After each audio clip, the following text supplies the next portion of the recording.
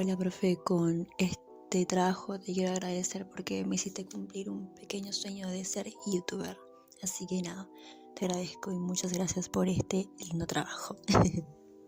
Hola, buenas noches. Mi nombre es Priscila Jimena Silva y en este video voy a compartir los temas que fuimos viendo y trabajando durante este año en la materia, muy hermosa materia, de pedagogía junto a la profe Valeria.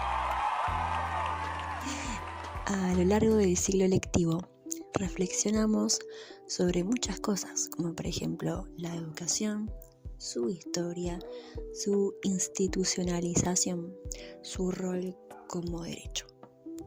Muy importante. También profundizamos en conceptos clave, como por ejemplo la pedagogía, infancia y poder. Entender estos temas es algo crucial, es fundamental para formar una mirada crítica sobre la práctica docente. Empecemos con esto. Pero bueno, para empezar con este trabajo vamos a hacernos una pregunta muy buena. ¿Qué es la pedagogía? Bien, la pedagogía es la ciencia que estudia la educación como un hecho complejo, histórico, social, cultural y político. A diferencia de la didáctica, que se centra en el cómo enseñar, ¿no? Sí, el cómo enseñar, los cómo de la enseñanza. La pedagogía, por otro lado, hace una reflexión, reflexiona, sistematiza, cuestiona y desnaturaliza las prácticas educativas, ¿no? Y bueno, vamos a citar a Daniel Brailovsky, que nos dice que hacer pedagogía es recorrer una serie de reflexiones sobre la educación y especialmente sobre la educación que sucede dentro, ¿no?, de las escuelas. Entonces, no se trata de opinar desde la intención o el sentido común. No. Va por otro lado, es construir ideas fundamentadas, ¿no? Que los chicos construyan estas ideas, que reconozcan la complejidad de los procesos educativos, sí. Va por este lado. Pero bueno, estudiar pedagogía entonces es asumir un compromiso ético, político y social. Es una herramienta que nos ayuda a tener una mirada crítica sobre nuestra propia práctica como educadores y futuros docentes. Pero bueno, siguiente pregunta. ¿Qué es la educación? Muy buena también. Y yo te voy a responder. La educación es un fenómeno social, universal, histórico y necesario para la existencia de la humanidad. Muy importante. No hay sociedad, acuérdense de esto, no hay sociedad humana que pueda subsistir sin prácticas educativas.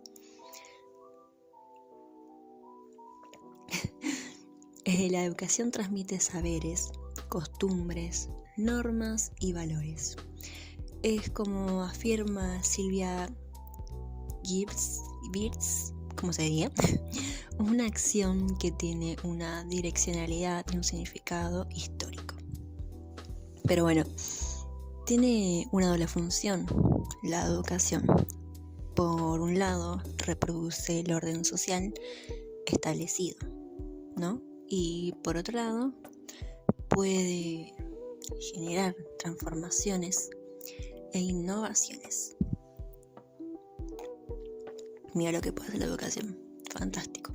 Pero bueno, la educación es también una práctica de poder, tal como señala Silvina y Greenberg, ¿cómo se diría? Educar es incidir en las conductas y pensamientos de otros para generar un cambio. Por eso, el poder no es algo externo en la educación, sino que también está presente en cada decisión educativa, en qué enseñamos, a quién, cómo y con qué fines, ¿no? Tenemos que tener siempre en cuenta estas preguntas, porque educar es ejercer poder y por eso debe ser una acción reflexionada. Ay, pensé que se me apagó el micrófono, me asusté. Pero bueno, también es importante diferenciar educación de escolarización. Ahí está, costó. La escuela es una forma de institucionalizar la educación, pero no la única. Existen prácticas educativas en la familia, por ejemplo, en los medios de comunicación también. La siguiente pregunta, o mejor dicho, algo muy importante en lo que estamos estudiando. Tenemos que saber que la educación es un derecho. Educación como derecho. Hoy concebimos la educación como un derecho fundamental, pero hay que saber y entender que esto no siempre fue así. Como cuenta Pablo Pineau, durante siglos la educación estuvo reservada a unos pocos, a gente con mucha prioridad y privilegio. Recién en el siglo XIX, con las luchas sociales y la consolidación en los estados modernos, se comenzó a reconocer el acceso a la educación como un derecho y no como un privilegio para pensar. Pero bueno, en Argentina la ley 1420 de 1884 fue un hito clave, muy importante.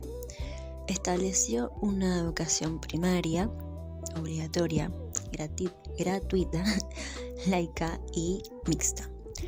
Esta ley dio origen a los derechos de primera generación en el ámbito educativo. Grande mi Argentina. Sin embargo, como advierte Piñón, la tensión entre aplicación y restricción de derechos sigue vigente. Muchos niños y adolescentes, lastimosamente, siguen siendo, como él dice, ambrosios actuales. ¿Qué quiere decir con esto? Que son excluidos de los derechos que deberían tener garantizados por nacimiento. Pero bueno, nosotros como futuros docentes tenemos una tarea fundamental, que es también como futuros docentes, nuestra tarea también es restituir derechos y garantizar este acceso efectivo a una educación de calidad, crítica, inclusiva y también transformadora. Nuestro siguiente punto es modelos de la institucionalización.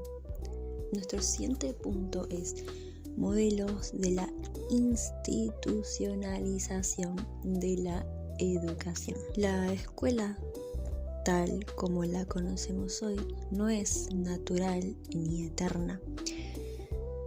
Es una institución histórica, producto de un momento determinado, ¿no?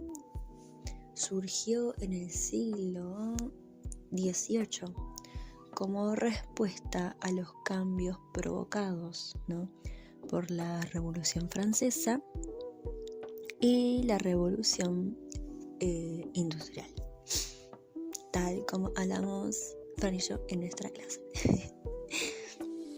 Bien, estas revoluciones generaron dos grandes necesidades: formar trabajadores para la industria y formar ciudadanos para los nuevos estados.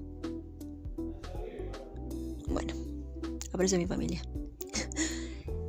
La educación fue la herramienta elegida para responder a estas demandas, ¿no? Y el formato escolar moderno fue el modelo institucional que se impuso para estos momentos. Bien.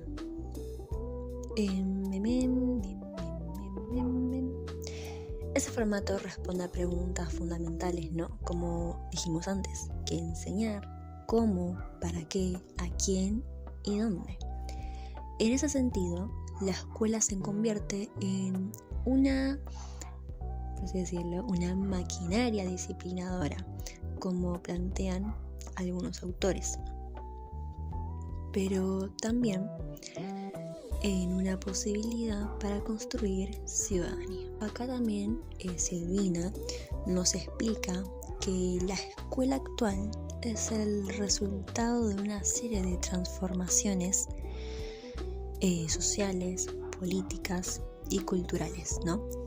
Que comenzaron a partir del siglo XVIII, destinadas a formar ciudadanos y trabajadores funcionales al orden industrial y estatal moderno. Si bien el modelo escolar moderno es el más extendido, también existen otros formatos actuales como el homeschooling, la educación popular o la enseñanza no institucionada. Estos modelos alternativos muestran que la escuela no es la única forma posible de educar, ¿no? Nos muestra que hay otras maneras. De naturalizar la escuela nos permite pensar en otras formas posibles, ¿no? De educar sin perder de vista los fines emancipadores, ahí está, que puede tener esta institución. Bien, y nuestro último punto es la infancia.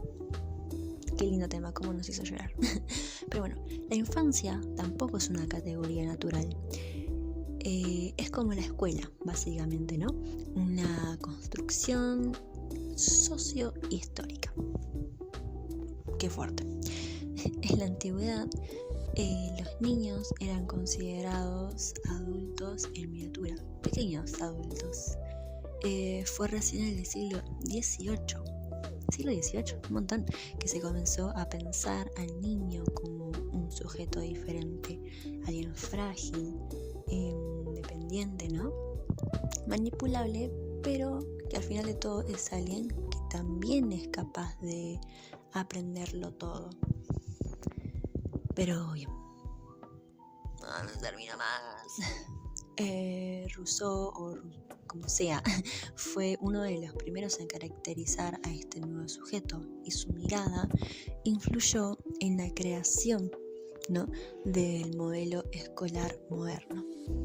En el siglo XIX, la infancia se institucionaliza dentro de la escuela y el niño se convierte en alumno, como tiene que ser, como debió de ser. Mariano Narodowski explica que bajo este modelo el niño pasa a ser una materia prima que debe ser moldeada para la institución escolar.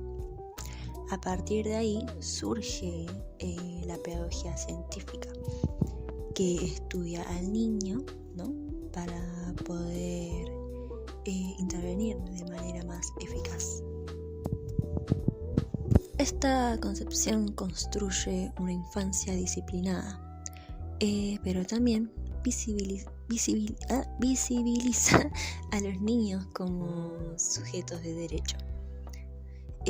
Como educadores, otra vez nosotros como futuros educadores, debemos recuperar una mirada crítica, ¿no?, sobre estas categorías y trabajar por una infancia libre, con voz y protagonismo. Para cerrar todo esto, podemos decir que a lo largo del año, ¿no? Comprendimos que la educación es mucho más que enseñar contenidos. O en nuestro caso, en mi caso, no es solo enseñar un tiempo verbal, ¿no? Es algo más, es un proceso complejo, cargado de historia, poder, tensiones y posibilidades de transformaciones. La pedagogía nos invita a no quedarnos en lo obvio, a no repetirse, pensar, y a construir una práctica docente crítica, reflexiva y comprometida con una sociedad más justa. Como dice Brailovsky, estudiar pedagogía es aprender a pensar mejor las preguntas que nos atraviesan como educadores. Y eso, sin duda, es el primer paso para transformar la educación desde adentro. Muchas gracias por ver este video y espero aprobar con una linda nota. Porfa, profe, porque dentro de poquito es mi cumpleaños, así que nada. Un beso. Bye, bye.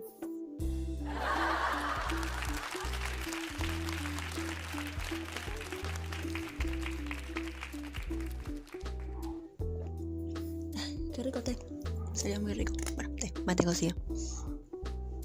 Qué gran diferencia.